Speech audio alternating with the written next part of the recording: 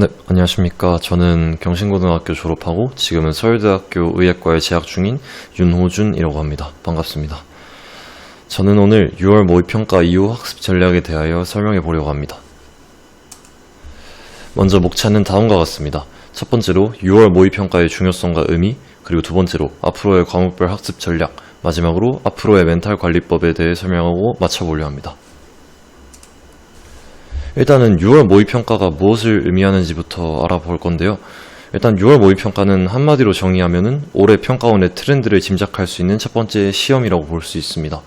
물론 작년 같은 경우 6평 이후 문제의 기조가 바뀌었지만 올해는 그런 이슈가 없고 그렇기 때문에 6평이 매우 중요하다고 볼 수 있습니다. 그렇다면 6월 모의평가를 어떻게 받아들여야 할까요? 일단 첫 번째로 국어 같은 경우는 연계율 그리고 문학, 비문학 중 무슨 유형이 더 어려운지 파악해야 합니다. 이번 6평 같은 경우는 문학이 살짝 더 어려운 걸 파악할 수 있습니다.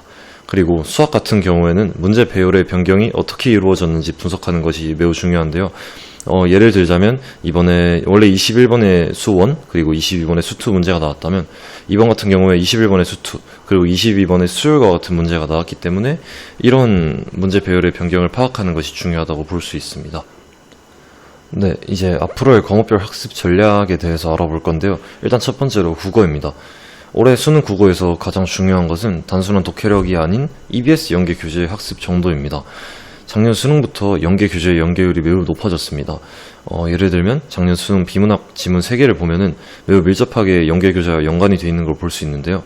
그러므로 연계 교재 학습을 통해 익숙한 문학 작품 및 비문학 소재를 최대치로 늘려야 합니다. 그래서 7월이라 이미 늦었다고 생각하면 안 됩니다.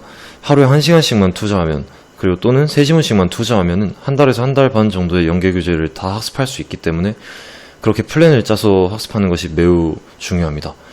저 같은 경우에는 6평 국어를 잘 치긴 했지만 그래도 6평 치고 연계율이 높아졌구나를 깨달은 뒤에 이런 플랜을 짜서 스스로 공부했던 것 같습니다. 네, 다음으로 수학 학습 전략입니다. 수학에서 가장 중요한 것은 뭐니 해도 기출입니다. 기출 분석이 덜 되었으면 무조건 그 기출을 다 알 수 있도록 완벽히 분석해야 하는데요. 만약에 기출을 지금 다 완성되어 있는 상태라면 그 자신이 푼 기출을 보고 자신의 취약점을 찾는 것이 매우 중요합니다. 물론 취약점은 오답 노트나 아니면 사설 모의고사 그리고 엔제 등을 통해서 보완하는 것이 매우 중요하다고 볼 수 있습니다. 저 같은 경우도 이제 수2에 있는 도함수의 활용 이런 파트에 되게 약점을 보였었는데 그래서 그런지 이제 문제집을 사서 그런 취약점을 보완하는 등의 노력을 했습니다. 그리고 이제 과학탐구 학습 전략을 볼 건데요. 일단 설명하기 전에 저는 당연히 과탐 선택자이기 때문에 사회탐구를 설명할 수 없는 점은 약간의 양해 부탁드립니다. 그래서 과학탐구 학습 전략에 대해 설명해 보겠습니다. 일단 킬러 문제 난이도가 내려갔지만 개념 문제의 난이도가 매우 올라간 걸 볼 수 있습니다. 그래서 그런지 타임어택이 직접적으로 느껴지는 과목이 됐는데요. 킬러 문제 난이도 때문에는 킬러 문제는 원래 5분 동안 푸는 문제라고 보통 보는데 그래서 이제 5분 동안 푸는 문제를 3분 동안 풀게 되지만 반대로 개념 문제의 난이도가 올라가면서 시간이 더 촉박해진 걸 볼 수 있습니다. 그래서 그런지 실전 모의고사를 통한 시간 분배를 몸에 익히는 것이 가장 중요한데요. 저 같은 경우 특히 두 과목을 이어서 푸는 것을 중요시해서 두 과목을 항상 이어서 풀었던 것 같습니다. 저 같은 경우는 6월 평가원 모의고사까지는 화원, 생원을 했지만 6월 이후로는 생원, 화투 이렇게 쳤기 때문에 다 이제 계산량이 많은 문제들이었습니다. 그래서 그런지 화원을 풀고 좀 지쳐서 생원을 못 치는 경우도 있었고 반대로 이제 생원을 쳤는데 생원에서 모르는 문제가 하나 있어서 화투 가서 약간 멘탈이 털려서 그렇게 못 친 적도 있었는데 그래서 이런 상당히 도움이 됐던 것 같습니다. 그래서 이제 과학탐구 중에 제가 예전에 선택했던 화학1에 대해서 설명해 보겠습니다. 화학1은 1단원, 4단원에서 나오는 양적관계 그리고 중화반응 등 어려운 문제를 많이 풀기보다는 계산 실수를 줄이기 위한 실전 모의고사 학습이 가장 중요합니다. 점점 계산량이 많아지면 실수가 나올 것이기 때문에 모의고사를 풀 때 자신만의 풀이 순서를 확립하는 것이 매우 중요합니다. 예를 들면은 양적관계는 제일 나중에 풀어야겠다. 아니면 동위원소는 계산이 많으니 천천히 풀어봐야지. 또는 2단원, 3단원 문제는 쉬우니까 이 몇 문제를 한 10분 안에 풀고 나머지 문제를 꼼꼼하게 풀겠다. 등등의 자신만의 풀이 순서를 확립하는 것이 매우 중요합니다.